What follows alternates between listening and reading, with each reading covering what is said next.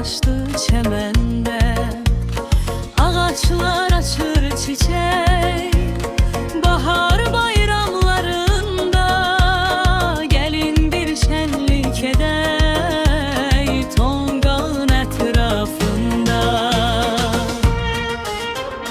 Novruz gelir baharla, bayram edir el oba. El elvan rengarenk çiçeği açır baharda. Her yana elvanın olur Novruz bayramlarında.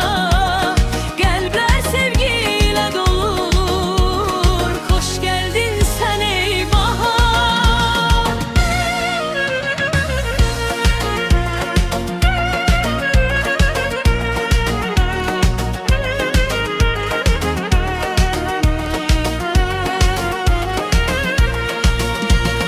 Novruz gelir baharla, bayram edir el oban.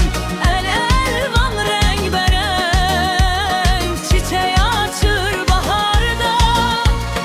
Qaran quşların səsi ruha sevinç bəxş edir.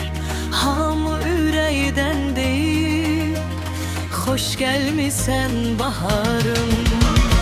Novruz gelir baharla, bayram edir el oban.